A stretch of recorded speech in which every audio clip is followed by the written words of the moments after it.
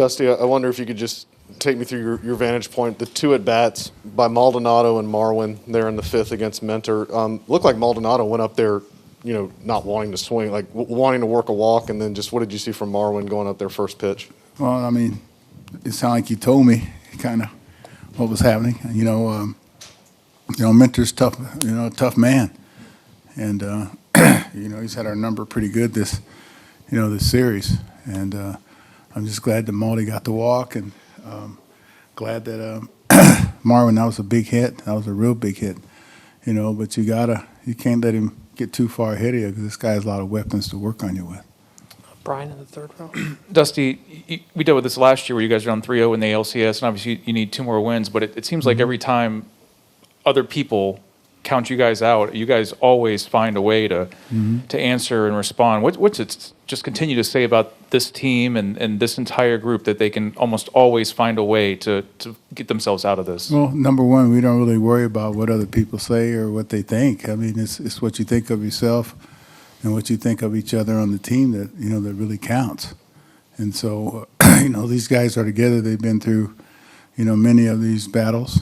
And so, they don't know how to quit, and they're always looking for an edge or an opening. And fortunately tonight, we took advantage of some. Brian in the second row. The first inning grand slam. What were your thoughts? When that ball sailed out, and the fact it was the first inning, did that give you, just some confidence? You guys still had a lot of chances to. Yeah. I mean, I always say if it's going to happen, let it happen early. You don't want it to happen in the middle of the game or toward the end of the game. And, the guys came through. That's what counts. And today really felt like, the World Series because we got to, go on the field and see all the people and see all the media and, it felt like the World Series where the others – felt like we were coming out of, the dungeon and just going to play. And so, that was big, the fact that we got to, get on the field. Far back on your left, Ryan. Dusty, Maldonado today, I mean, he's the guy at the bottom of the order. He's, compared to the other guys in that lineup, he's not the most dangerous batter, but he knocked in RBIs in 3 different ways, a sac, fly, a walk. And this thing, just how important is it for a guy like that at that point of your order to come through with the driving the runs home? Well, it's real important, and the fact that he was battling and he not looking at the scoreboard. You can get down looking up there. I mean, when you're hitting, you're not on the interstate, and so another big hit, which was huge, was Bregman getting us back. In that game so quickly, because, I'm sure everybody talks about the shutdown inning. That was shutdown inning for them. But, we answered back with 2, and that made it a 2-0 game versus a 4-0 game. Good at Dave, far back on your right, Dusty. Dusty, talking about last year when you were down 3-0 with Tampa Bay, got it to a 7th game. Just 3-1 seemed just a lot more manageable than 3-0, and do you feel like with them, they had a chance to close it out, and the pressure's now a lot more on them. They got to get on a plane. No, not really. The pressure's still on us because they got the lead. They still have to win. They only have to win 1, and we have to win 2. And but the fact is, we are going home. We didn't want to end here with the celebration here. We wanted to go home to give us, the best chance. To win with our fans, because you see, how important the fans are, here to this team, and they're equally as important, with our team, as far as getting us ready, us knowing the field, us knowing the conditions, and just the comforts of being home versus being on the road. We'll stay there with Tyler. Dusty, using Urquidy today, yes. Obviously he did a nice job, but does that take him out of the mix for Game 6? And do you know who you're starting in Game 6?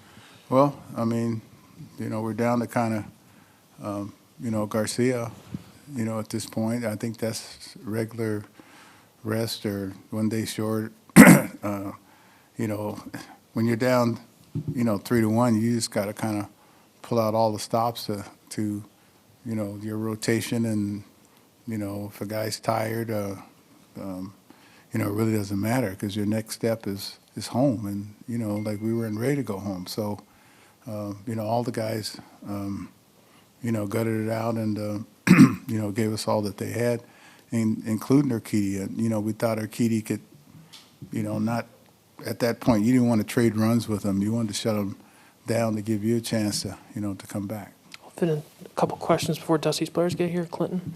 Dusty, do you mind expanding a little bit on that pregame element? I mean, you guys had more hits tonight than you did in the previous 2 games combined. Was that something you expected to take sort of a jump as a result of being able to get out there, a lot of guys being able to get on the field? And, like it changed. It's kind of like a rain delay, what it felt like. It changes your routine. You go out, you catch ground balls, you run, you throw, you take batting practice.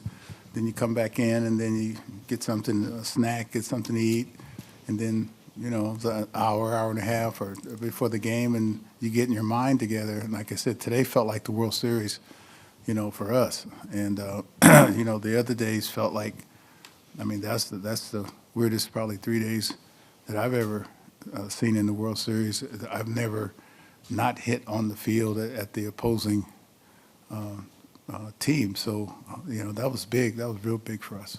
On your left, Jason. Dusty, I've heard you talk about your team's comeback ability and its mindset in those situations a lot of times, but you've been around a lot of teams. How extraordinary is this? How unusual is this? How special is it to have that mindset and do this over and over? Well, it's very special. But the hardest thing to do is to do it the first time. And then once you do it the first time, then you figure that you can do it the second, the third, the fourth, and the fifth time. And so, then you call upon your past, for confidence that, that you can do it. A lot of people that haven't been there, you're like, oh, okay, I can do it when I get there, but you really don't know until you get there, if you can do it. So, this team has a very strong mind, strong-willed, dealing with adversity, dealing with booing, dealing with the amount of negative energy that was cast our way throughout the year. Mark, toward the back on your right. Dusty, did you think about pinch hitting for Maldonado with the bases loaded? And do you think your decision might have been different if Castro had still been on the roster? Well, if Castro's, if Castro's on the roster, I probably wouldn't have pitch hit Castro against Mentor, so, and, at the time, what inning was that, the fourth or fifth inning?